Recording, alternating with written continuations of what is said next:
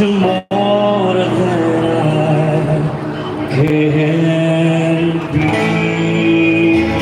Make some noise para sa kadayaan ni Tatay Digong!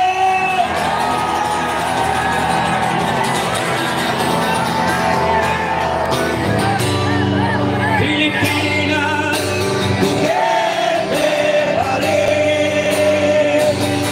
Tunay na nagmamahal sa atin. Laban mo ay laban natin. Nakasan, Pilipinas, Duterte pa rin. Isa pa! Pilipinas, Duterte pa rin.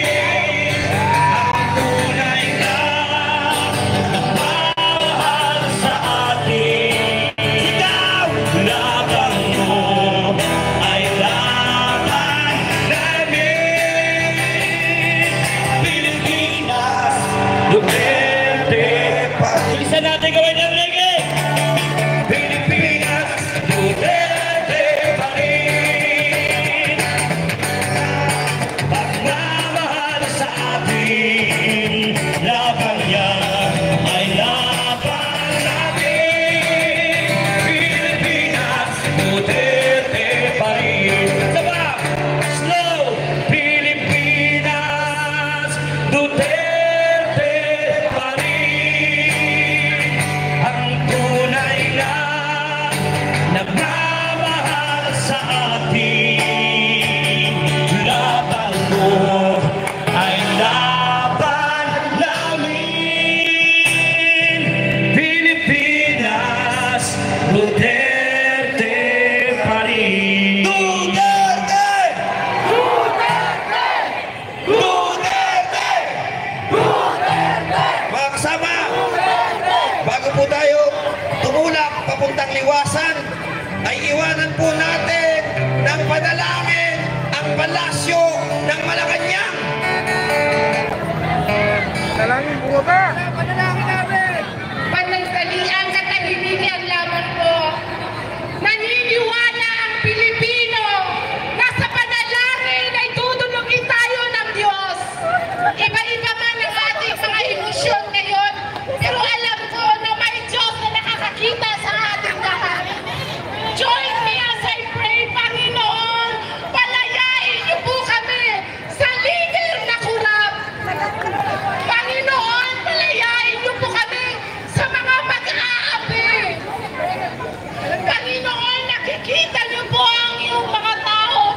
Nakikita niyo ang iyong mga anak.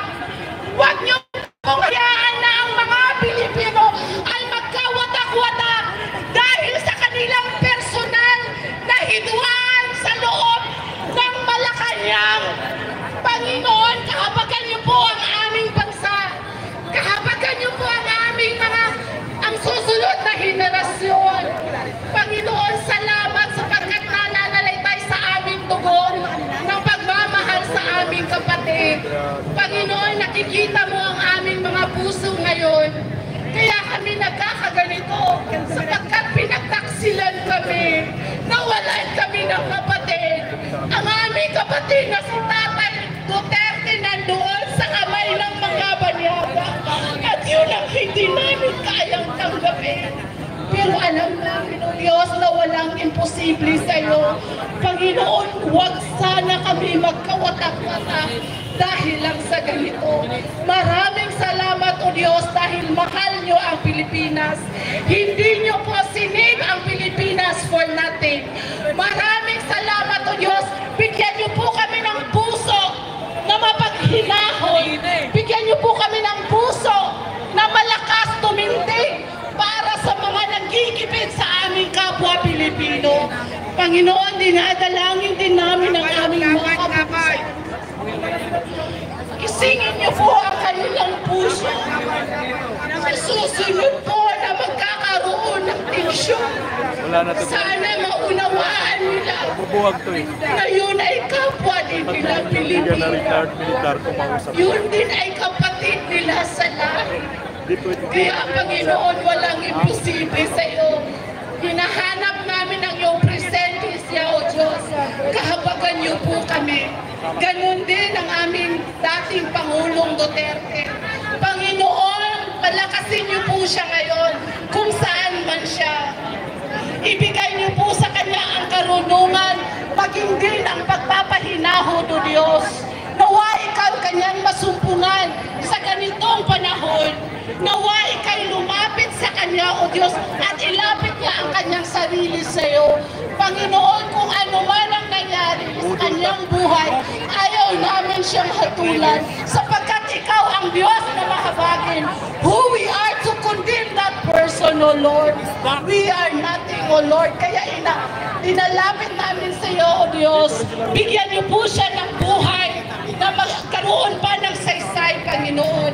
Maraming salamat at pinagtatagubilin namin sa iyong lahat. Sa pangalan ni Jesus. Amen. Mabuhay Maisog! Doon po ang direksyon, tungo tayo sa liwasan. Bonifacio! We are the sovereign Filipino people, imploring the aid of Almighty God. Huwag po tayo In order to magwatak-watak. build the just in your main Sundan po society natin ang and establish naglilit. the government. Huwag tayo controlling magwawatak-watak. body of Dito po ang daan sa